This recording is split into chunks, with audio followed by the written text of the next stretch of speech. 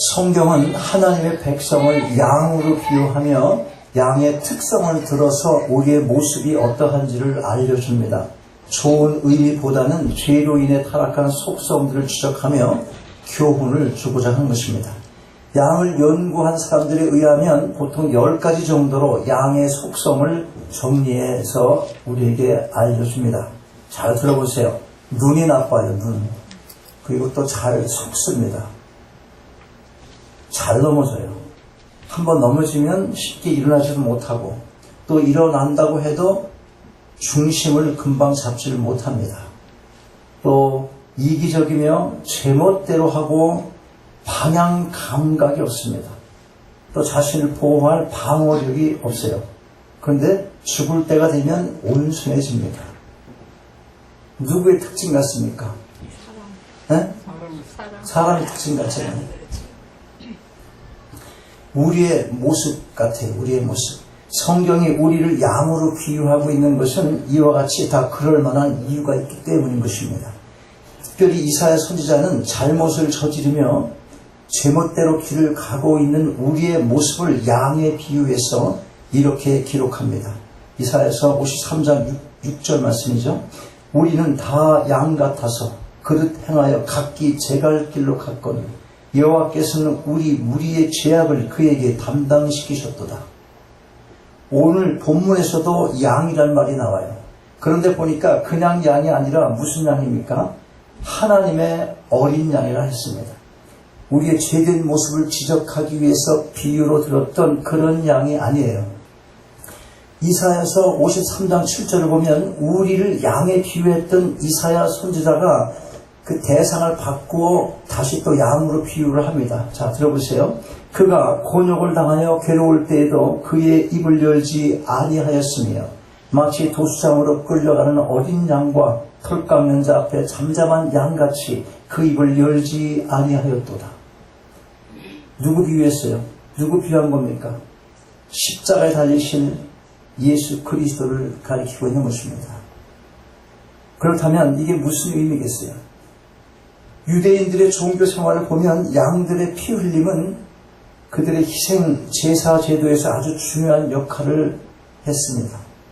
그래서 29절에 기록된 말씀, 곧 세상 죄를 지고 가는 하나님의 어린 양이라는 말을 세례 요한이 그 당시 종교 지도자들에게 언급했을 때, 그 사람 유대인들이잖아요. 그 유대인들은 즉시 무엇을 떠올랐겠어요? 무엇이 머리에 떠올랐겠습니까? 유월절 축제를 떠올렸을 것이에요. 이 유월절은 유대인의 주요한 명절 중에 하나입니다. 유월절은 애굽의 압제로부터 이스라엘 백성을 구원해 주신 것을 기념하는 절기입니다. 그래서 그들은 그 절기를 축제로 지켜요. 여러 사건들을 떠올릴 수 있겠지만 가장 중요한 의미를 주고 있는 게 뭐겠어요? 유월절 하면 무슨 생각 떠오르십니까? 유월절. 지난번에 출애굽기 우리 성경 공부할 때 잠깐 언급했잖아요. 유월절에서 빼놓을 수 없는 한 가지 뭐 있어요? 피입니다. 피. 이스라엘 백성들의 출애굽에서 그 하나님께 그 명하신 게 있어요. 출애굽 사건 때 명하신 것. 무슨 동물이 희생됐습니까? 무슨 동물이 희생됐어요? 그때 많은 동물 중에 무슨 동물이 희생이 됐어요? 양이 희생됐습니다. 그런데 오늘 본문의 어린 양은 어떤 새끼 양을 말하고 있는 것이 아니라 바로 출애굽 당시에 희생된 양의 궁극적인 실체, 곧 예수 그리스도를 가리키는 말로 세례 요한이 사용하고 있는 것입니다. 자, 그러면 그분이 어떤 분이세요? 그분이 누구라는 거예요? 지금 예수 그리스도잖아요. 어떤 분이십니까? 첫째로 세상 죄를 주신 분이십니다. 29절 말씀 보세요. 29절 다시 한번 읽겠습니다. 같이 큰 소리로 29절. 이튿날 요한이 예수께서 자기에게 나으심을 보고 가로되 보라 세상 죄를 지고 가는 하나님의 어린 양이로다. 세례 요한은 예수 그리스도의 속죄 사역, 즉 우리를 대신해서 우리의 죄값을 치르신 그분의 사역을 아주 간결하지만 분명하게 한마디로 설명을 해줍니다. 구약시대의 제사가 어땠어요? 경우에 따라서 곡물로 드릴 수도 있지만 거의가 동물로 드리는 제사였어요. 제사의 목적이나 방법에 따라서 다른 여러 동물들이 희생됐습니다. 우리가 기억할 중요한 한 가지는 구약의 모든 제사는 다 일시적이고 불완전하다는 것이에요. 자, 그러나 오늘 본문에서 가리키는 하나님의 어린 양이 드리게 될 제사는 다른 것이에요. 세상 죄를 지고 가는 어린 양, 어디로 지고 가십니까, 지금? 세상 죄를 지고 가는 어린 양을 보라 해서 어디로 가시는 것 같아요? 갈보리 언덕을 향해 가시는 거예요. 갈보리 언덕을 향해서. 이 예수 그리스도의 십자가 희생은 구약 동물 제사처럼 불완전한 것 아니고 일시적인 것이 아니에요. 실제로 2000년 전 단 한 번의 피 흘리심으로 말미암아 그를 믿는 모든 사람들의 죄를 온전히 대속해 주신 것입니다. 어떤 죄를 대속하셨습니까? 어떤 죄? 과거에 지은 죄, 현재 지금 짓고 있는 죄, 앞으로 지을 죄까지 모든 죄를 대속해 주신 것이에요. 앞으로 지을 죄까지 대속했다. 굉장히 듣기 좋은 말이잖아요. 할렐루야도 안 하고 아멘도 안 하고 우리 교회의 현저한 특성이 바로 여기에 있는 거예요. 여러분, 앞으로 지을 죄까지를 다 사해 주신 거예요. 십자가에 가서 지고 가신 거예요. 그런데 전제가 있어요. 과거의 죄, 현재의 죄, 앞으로 지을 죄까지 다 사해 주셨는데 전제가 있습니다. 죄를 지었다는 반드시 지은 죄를 진실로 고백하고 그에 따른 회개가 있어야 한다는 것입니다. 그러면 그렇지. 그냥 용서해 주려고. 이렇게 생각하시는 분 있어요, 혹시? 그러나 여러분 생각해 보십시오. 세상 사람들도 죄를 말하고 또 그 죄에 대한 회개와 용서를 말합니다. 특별히 믿는 자들은 무슨 기운을 받고 있어요? 누가복음 11장 4절에 보면 이렇게 기록합니다. 만일 하루에 7번이라도 내게 죄를 짓고 7번 내게 돌아와 내가 회개하노라 하거든 너는 용서하라 하시더라. 그런데 여러분, 자신에게 큰 고통과 아픔을 준 사람에게서 사과를 받으면 정말 모든 것이 없었던 것처럼 용서가 되시나요? 평생 사과를 받아보지를 않아서 잘 모르시겠습니까? 그러면 진정으로 사과는 해보신 적이 있으신가요? 생각해 보셔야 돼요. 둘 다 쉽지가 않습니다. 용서했다고, 사과를 했다고, 그렇게 믿어왔는데, 근데 어느 때인가 갑자기 또 뭐야? 생각나는 거예요, 또. 그거 생각 다시 끄집어내갖고 막 혼자 그냥 지글지글 끓고, 이런 경우 어느 경우가 많겠어요? 엄영란 씨를 내가 생각하게 되는 거예요. 엄영란 씨. 신성일이가 바람 피는 건 로맨스야. 무조건 로맨스야. 멋있게 보이는 거야. 그 가슴이 얼마나 아팠겠습니까? 떨어져 산 시간도 굉장히 많잖아. 이혼은 끝까지 하지 않았어요. 그 가슴이 무슨 가슴이야? 헤일 수 없이 수많은 밤을 여자이기 때문에 가슴 아파했던 그 멍든 세월 그렇게 사는 거예요. 다 지금 같은 다시 생각나. 죽었어도 한다는 말이 뭡니까? 끝내 그 말 하는 거야. 얼마나 바람을 폈으면 하늘나라 가갖고 순두부 같은 여자 만나서 열심히 돌아다니라고. 그게 가슴에 맺힌 말을 애증의 그 말을, 그 감정을 사랑이라는 말과 합하여서 그렇게 표현한 거야. 둘 다 어렵습니다. 사과를 했고 용서했다고 생각했는데 오랜 세월 가슴에 흔적으로 남아 있습니다. 특별히 용서가 쉽게 되지 않습니다. 왜 그럴까요? 내게 남은 상처를 깨끗이 지울 만한 그런 용서를 할 만한 사랑이 우리에게는 없기 때문에 그런 것입니다. 오직 하나님의 사랑에 의한 용서만이 가능한 것이에요. 무슨 얘기하는 겁니까?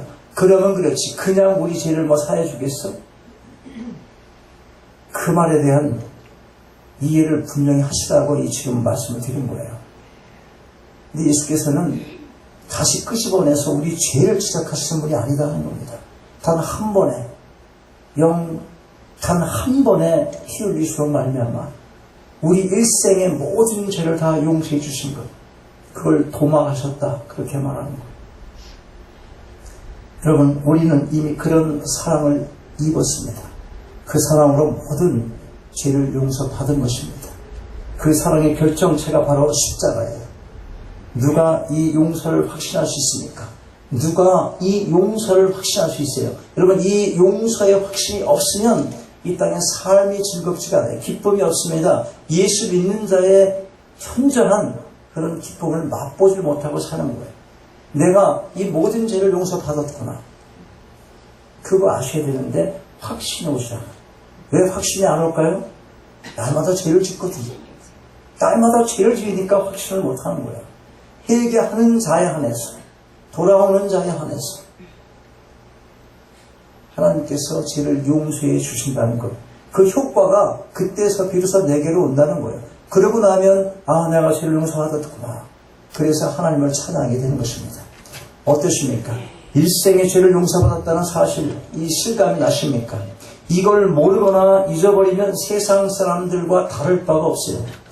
믿음의 사람이 아니에요. 믿지 않으니까 은혜를 모릅니다. 은혜를 모르는 자의 삶에서 무슨 감사를 기대할 수 있으며 자신을 주님께 드리는 순종과 헌신의 삶을 기대할 수 있겠습니까?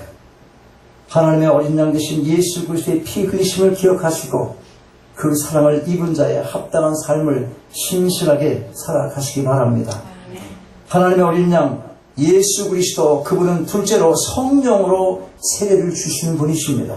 33절 말씀 같이 읽겠습니다. 33절 시작. 나도 그를 알지 못하였으나 나를 보내어 물로 세례를 주라 하신 그리가 나에게 말씀하시되 성령이 내려서 누구에든지 머무는 것을 보거든 그가 곧 성령으로 세례를 준 이인 줄 알라 하셨기에. 요한의 임무는 물 세례를 주는 것이었어요. 이 물 세례는 회개의 세례를 베푼 것으로 오늘날 우리가 받는 성령 세례와는 그 의미가 다른 것입니다. 그리고 성경은 이 회개의 세례를 베풀 자가 올 것을 미리 예언하고 있어요. 다시 말하면 메시아가 오기 전에, 즉 누구? 예수 그리스도가 오시기 전에 이스라엘 백성에게 제사함의 세례를 줌으로써 메시아의 도래를 예비하는 자가 올 것을 예언한 것입니다. 스가랴 13장 1절에 보면 이렇게 예언합니다. 그날에 죄와 더러움을 씻는 샘이 다윗의 족속과 예루살렘 거민을 위하여 열리리라. 세례 요한의 시대를 예언한 것입니다. 이제 요한은 자신의 사명을 깨닫고 회개의 세례를 통해서 그리스도를 이스라엘에 소개하고 있었던 것이에요. 자, 그러면 세례와 관련하여 성령께서 세례 요한에게 그리스도에 대해서 뭘 말씀하고 계세요? 33절 후반 보니까 그가 곧 성령으로 세례를 주는 이인 줄 알라 하셨기에.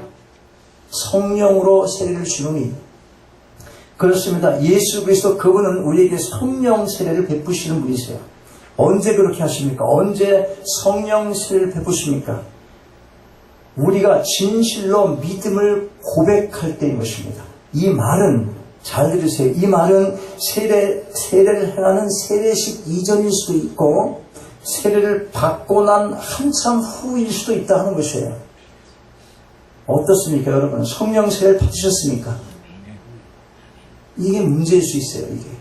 내가 여기서 세례를 받았는데요. 그게 아니에요. 그게 아니고 그 세례가 아니라는 거예요. 우리가 사람이 믿음으로 고백했는지 진정한 중생을 거듭하고 고백했는지 알 수가 없어요. 그러나 세례 받겠습니다 하면 세례를 주잖아요. 근데 그 세례가 아니라는 거예요. 그러니까 이 성령 세례는 그 세례를 받은 후에 받을 수도 있고 그 전에 이미 받을 수도 있다고 하는 거예요. 이게 굉장히 중요한 거예요, 이것이. 우리가 꼭 알 게 있어요. 꼭 뭐냐면 이 성령 세례 받았다고 그러는 말 하기 전에 반드시 기억할 게 있습니다. 우리가 알아야 할 게 있어요. 그게 뭐냐면 예배에 꼬박꼬박 참석하는 것이 그것을 증거할 수도 있지만 꼭 그런 것이 아니라는 거예요. 구제와 봉사도 마찬가지예요. 방언은 어떻겠습니까? 방언도 마찬가지입니다. 방언을 하는 것이 꼭 성령 세례의 증거가 되는 것은 아니에요. 사탄도 얼마든지 가짜 방언을 시킬 수 있기 때문에 그런 것이에요. 무당들 있잖아요. 밤새 뭘 해요? 움직여. 혀를 계속 움직이고 계속 말라와. 글도 얼마나 잘 쓰는지 몰라. 알아들을 수 없는 말 막 짓거려요. 밤새 짓거립니다. 방언이죠. 누가 줄 거예요? 누가 준 거예요? 사탄이 준 거예요. 그래서 교회의 방언, 하나님의 영인지 사탄이 준 건지 구별 못하고 헷갈리면 이게 문제가 되는 겁니다. 고린도에서 나오는 방언 있잖아요. 고린도. 굉장히 중요한 거예요. 우리가 주님께서 주시는 성령 세례를 받아야 하는 거예요. 그래야 성령께서 이끄시는 진정한 성도의 삶을 살아갈 수 있게 되는 것입니다. 성령께서 이끄시는 삶, 그것이 어린 양 되신 예수 그리스도, 그분의 대속의 은혜를 받은 자의 현재한 삶의 능력이며 특징인 것입니다. 한 번에 무슨 대단한 영적인 힘을 사모하며 성령 부어달라고 떼쓰는 기도가 아니라 온전한 믿음 주시기를 간절히 기도하시기 바랍니다. 여러분의 기도가 진실하고 간절하다면 주께서 성령으로 세례를 베풀어 주시고 그 성령께서 여러분의 마음속에 내주하시며 모든 여러분의 삶의 장에서 바른 길로 안전하게 인도해 주실 것입니다. 하나님의 어린 양 예수 그리스도, 그분 어떤 분이세요? 실제로 하나님의 아들이십니다. 34절 같이 읽겠어요. 34절 시작. 내가 보고 그가 하나님의 아들이심을 증거하였노라 하니라. 기독교의 특징적인 아주 중요한 교리 중 하나가 바로 예수가 하나님의 아들이라는 것입니다. 이 사실을 복음서 기자들은 일관되게 증언을 합니다. 뿐만 아니라 예수의 십자가형을 집행했던 백부장도 예수께서 하나님의 아들이심을 고백했어요. 마태복음 27장 54절 이렇게 기록해줘. 백부장과 및 함께 예수를 지키던 자들이 지진과 그 되는 일들을 보고 심히 두려워하여 가로되 이는 진실로 하나님의 아들이었더라 하더라. 종교 지도자들이 바로 이 하나님의 아들을 죽인 것입니다. 이 아들이라는 데는 굉장히 중요한 의미가 있어요. 개를 낳죠. 개가 낳으면 개잖아요. 그러면 사람이 나면 사람이에요. 근데 하나님의 아들이야. 그러면 아들이 누구라는 거예요? 아들이 누구예요? 자신 없어요? 하나님이지. 성자 하나님이에요. 아들 하나님. 이거 잊어버리면 안 돼요. 아들이 그냥 아들이지 뭐 요셉을 통해서 낳잖아. 그렇게 사람의 몸에서 낳잖아. 그런 인간적인 것도 있어요. 그런데 여기서 말하는 그 아들, 하나님의 아들, 요셉의 아들이 아니라니까 하나님의 아들이에요. 하나님의 신의 영적인 거예요. 신성, divine nature. 이거 굉장히 중요합니다. 하나님의 아들은 하나님일 수 있어요. 그러니까 성자 하나님이 되는 거예요. 이걸 놓쳐. 유니테리안 교회가 팔슨 볼로버드 샌퍼드 쪽에 있어요. 유니테리안. 거기 뭐냐면 하나님의 신성을 믿지 않는 거예요. 그 사람 그냥 인간이지 뭘 그러냐고. 부처와 뭐가 다르냐 그렇게 말하는 겁니다. 그런 교회가 아니지. 자, 그러면 하나님의 아들이라는 의미가 뭐겠어요? 우리가 성육신 하신 주님을 부를 때 예수 또는 예수 그리스도라고 부릅니다. 예수라는 이름 앞에나 뒤에 붙이는 이 그리스도라는 말은 기름 부음을 받은 자라는 의미를 가지고 있어요. 히브리어로 메시아라는 말인데 이스라엘 백성이 바로 이 메시아를 기다렸어요. 왜 기다렸습니까? 그들이 이 메시아가 오면 이스라엘이 로마의 정치적인 압제로부터 벗어나게 될 것이라는 믿음을 가지고 있었어요. 이것을 메시아 대망사상이다 그렇게 부르는 거예요. 그런데 어땠어요? 그로부터 로마로부터의 해방을 기대할 만한 무슨 조짐이 있었어요? 없었어요? 없었습니다.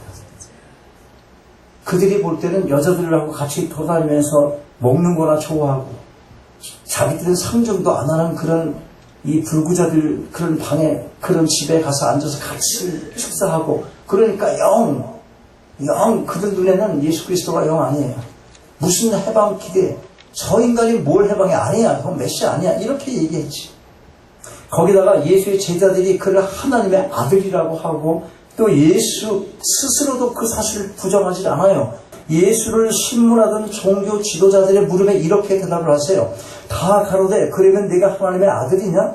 그렇게 물으니까 이렇게 대답하십니다. 너의 말과 같이 내가 거니라. 무슨 말이야? 내가 하나님의 아들 맞아. 예수께서 그걸 인정하셨어요.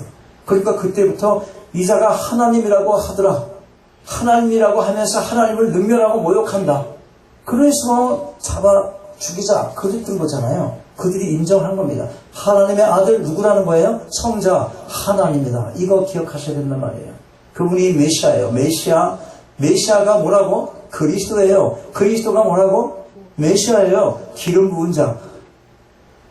그러면 예수만 말하면 안 되나요? 상관없습니다. 그걸 우리가 그렇게 말하는 거예요. 예수 그리스도, 그리스도가 예수고 예수 그리스도고 같이 가는 거예요. 같이. 급한데 그리스도가 안 나왔고 예수 이름 못 불렀으면 안 돼요. 우리가 봐요. 예수 이름을 부르는 자 이럴 때 예수 그리스도를 이렇게 해 안 해. 그러니까 너무 신경 쓰지 말고 예수 그분이 그리스도다 하시면 된다 이 말이에요. 자, 여러분, 예수께서는 문자적으로 이스라엘을 독립시키기 위해서 이 땅에 오신 분이 아니세요. 복음의 실체이신 하나님의 아들의 신분으로 인간의 옷을 입으시고 사망의 어둠 속을 헤매는 인류에게 다가오신 것입니다. 오늘 본문에서 세례 요한은 성령께서 그분 위에 머무신 것을 보고 예수가 하나님의 아들이심을 확증했어요. 하나님으로부터 얻은 확증인 것입니다. 그렇습니다. 그가 하나님의 아들이셨기에 이 땅의 삶을 감당하실 수가 있으셨습니다. 우리의 죄를 사하실 수가 있었고 죽음에서 다시 살아나실 수가 있었으며 하늘에 오르시어 우리 위에 성령을 보내주시고 그가 하나님의 아들이시기에 마지막 심판을 위해 다시 오실 것입니다. 여러분, 예수 그리스도 그분은 하나님의 아들이십니다. 마리아의 몸을 빌어서 참으로 초라하게 이 땅에 태어나셨지만 그분은 단순한 인간이 아니셨던 것입니다. 육신을 입고 이 땅에 오시기 전 이미 영원부터 존재하셨으며 지금도 살아 역사하시고 영원까지 우리와 함께 해주실 것입니다. 여러분 모두가 그분께서 베풀어 주시는 진정한 성령세를 사모하시기 바랍니다. 성령께서 내주하셔서 여러분의 인생길을 안내해 주실 때 비로소 다시 오실 그분만을 바라보며 아무리 힘들어도 흔들리지 않는 소망 가운데 이 땅을 기쁨으로 살아가시게 될 것입니다.